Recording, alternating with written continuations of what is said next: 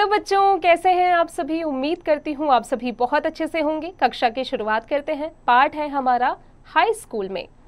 जीवन कौशल, सहृदयता, जागरूकता, मानवीय संवेदना, स्वदेश प्रेम के प्रति जागृत करना, नैतिक मूल्य, आत्मविश्वास, गुरु भक्ति, त्याग की भावना से अवगत कराना। हाई स्कूल में मैं बुद्ध नहीं माना जाता था। शिक्षकों का प्रेम हमेशा प्राप्त करता रहा। हर साल माँ बाप को विद्यार्थी की पढ़ाई तथा चाल चलन के संबंध में स्कूल से प्रमाण पत्र भेजे जाते। उनमें से किसी दिन मेरी पढ़ाई या चाल चलन की शिकायत नहीं की गई। दूसरे दर्जे के बाद तो इनाम भी पाए और 5वें तथा 6ठे दर्जे में तो क्रमशः 4 और 10 रुपये मासिक छात्रवृत्ति भी मिली थी। छात्रवृत्ति मिलने से मेरी योग्यता की अपेक्षा तकदीर ने ज़्यादा में मदद की। यह छात्रवृत्तियां सब लड़कों के लिए नहीं थी, सिर्फ सोरठ प्रांत के विद्यार्थियों के लिए ही थी और उस समय 40-50 विद्यार्थियों की कक्षा में मेरठ प्रांत के विद्यार्थी बहुत नहीं हो सकते थे। अपनी तरफ से तो मुझे याद पड़ता है कि मैं अपने को बहुत योग्य नहीं समझता। इनाम अथवा छात्रवृत्ति मिलती तो मुझे आश्चर्य होता, परंतु हाँ, अपने आचरण का मुझे बड़ा ख्याल रहता था। सदाचार में यदि चूक होती तो मुझे रोना आ जाता। यदि मुझसे कोई ऐसा काम न बन पड़ता कि जिसके लिए शिक्षक को उलाहना देना पड़े अथवा उनका ख्याल भी हो जाए तो यह मेरे लिए असह्य हो जाता। मुझे याद है कि एक बार मैं पिटा भी था। मुझे इस बात का तो दुख नहीं हुआ कि पिटा, परंतु इस बात का महादुख हुआ कि दंड का पात्र समझा गया। मैं फूट फूट कर रोया। यह घटना पहली अथवा दूसरी कक्षा की है। दूसरी घटना 7वें दर्जे की है। उस समय दोरा बजी एदल जी गिमी हेडमास्टर थे। वह विद्यार्थी प्रिय थे क्योंकि वह सबसे नियमों का पालन करवाते, विधि पूर्वक काम करते और काम लेते तथा पढ़ाई अच्छी कराते। उन्होंने ऊंचे दर्जे के विद्यार्थियों के लिए कसरत, क्रिकेट लाजमी कर दी थी, लेकिन मुझे उनसे अरुचि थी। लाजमी होने के पहले तो मैं कसरत, क्रिकेट या फुटबॉल में कभी न जाता। न जाने मेरा झेंपूपन भी एक कारण था, किंतु अब मैं देखता हूँ कि कसरत की वह अरुचि मेरी भूल थी। उस समय मेरे ऐसे गलत विचार थे कि कसरत का शिक्षा के साथ कोई संबंध नहीं। पीछे जाकर मैंने समझा कि व्यायाम अर्थात शारीरिक शिक्षा के लिए विद्याध्ययन में उतना ही स्थान होना चाहिए जितना कि मानसिक शिक्षा का है। फिर भी मुझे कहना चाहिए कि कसरत के लिए ना जाने मुझे कोई नुकसान न हुआ। इसका कारण है, पुस्तकों में मैंने पढ़ा था कि खुली हवा में घूमना अच्छा होता है। यह मुझे पसंद आया और तभी से हाई स्कूल के दिनों से घूमने जाने की आदत मुझे पड़ गई थी, जो अब तक है। घूमना भी एक प्रकार का व्यायाम ही है और इस कारण मेरा शरीर थोड़ा बहुत गठीला हो गया। अरुचि का दूसरा कारण था पिताजी की सेवा शुश्रूषा करने की तीव्र इच्छा। स्कूल बंद होते ही तुरंत घर पहुंचकर उनकी सेवा में जुट जाता, लेकिन जब कसरत लाजमी कर दी गई तब से इस सेवा में विघ्न आने लगा। मैंने गीमी साहब से अनुरोध किया कि पिताजी की सेवा करने के लिए मुझे कसरत से माफ़ी मिलनी चाहिए, परंतु वे क्यों माफ़ी देने लगे।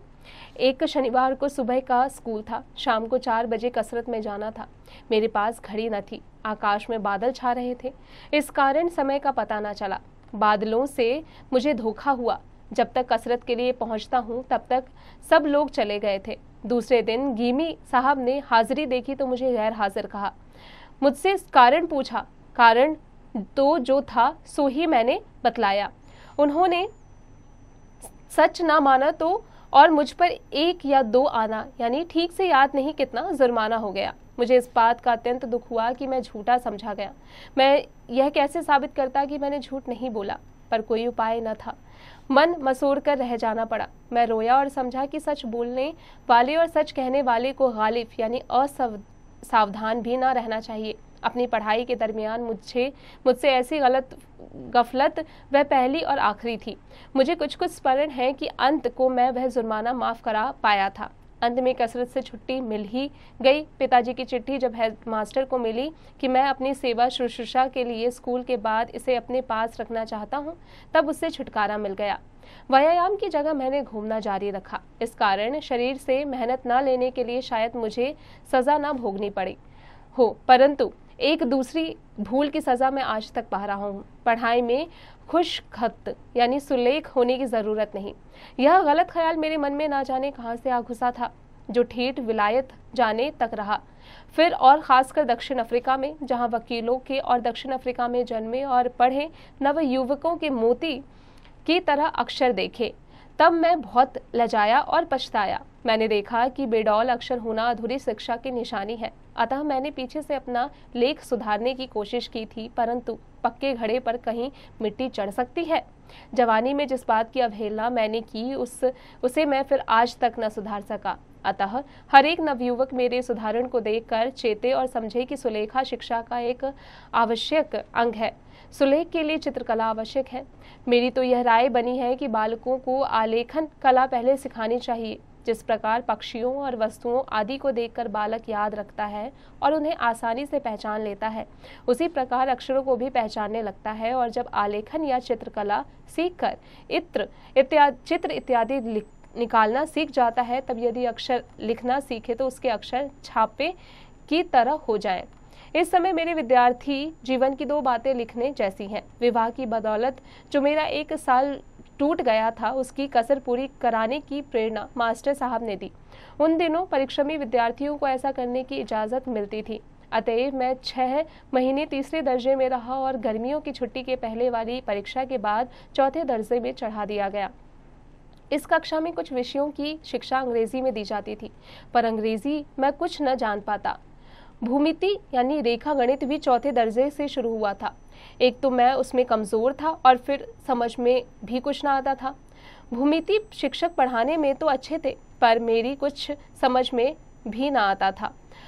इससे मैं बहुत निराश हो जाता था। कभी कभी यह भी दिल में आता था कि 2 दर्जों की पढ़ाई एक ही साल में करने से तो अच्छा है कि मैं तीसरी कक्षा में ही फिर चला जाऊं। पर ऐसा करने से मेरी बात बिगड़ती और जिस शिक्षक ने मेरी हिम्मत पर विश्वास रखकर दर्जा चढ़ाने की सिफारिश की थी, उनकी भी बात बिगड़ जाती। इस भय से नीचे उतरने का विचार तो बंद ही रखना पड़ा। आखिर परिश्रम करते करते जब यूक्लिड के 13वें प्रमेय यानी थ्योरम का हिंदी प्रतिशब्द तक पहुंचा, तब मुझे एकाएक लगा कि भूमिति तो सबसे सहज विषय है। जिस बात में केवल बुद्धि का सीधा और सरल उपयोग करना है, उसमें मुश्किल क्या है। उसके बाद से भूमिति मेरे लिए बड़ा सहज और रोचक हो गया। संस्कृत मुझे रेखा गणित से भी अधिक मुश्किल मालूम पड़ी। रेखा गणित में तो रटने की कोई बात न थी, परंतु संस्कृत में मेरी समझ से सब रटना ही रटना था। यह विषय भी चौथी कक्षा से शुरू होता था। आखिर छठी कक्षा में जाकर मेरा दिल बैठ गया। संस्कृत शिक्षक बड़े सख्त आदमी थे। विद्यार्थियों को बहुतेरे पढ़ा देने का लोभ उन्हें रहा करता। संस्कृत वर्ग और फारसी वर्ग में एक प्रकार की प्रतिस्पर्धा रहती। फारसी के मौलवी साहब नरम आदमी थे। विद्यार्थी लोग आपस में बातें करते कि फारसी बड़ी सरल और मौलवी साहब भी भले आदमी हैं। जो विद्यार्थी जितना याद करता है उतने ही पर वह निभा लेते हैं। सहज होने की बात से मैं भी ललचाया और एक दिन फारसी के दर्जे में जाकर बैठा। संस्कृत शिक्षक को इसका बड़ा दुख हुआ। उन्होंने मुझे बुलाया और कहा कि तुमको जो कठिनाई हो सो मुझसे बताओ। मैं तो सारे विद्यार्थियों को अच्छी संस्कृत पढ़ाना चाहता हूँ। आगे चलकर तो उसमें तुम्हें रस की घूंट मिलेंगी, अतः तुमको इस तरह निराश न होना चाहिए। तुम फिर मेरी कक्षा में आकर बैठो।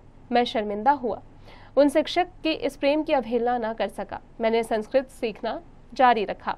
मैं यह मानता हूं कि भारतवर्ष के उच्च शिक्षण क्रम में मातृभाषा के उपरांत राष्ट्रभाषा हिंदी, संस्कृत, फारसी, अरबी और अंग्रेजी के लिए भी होना चाहिए।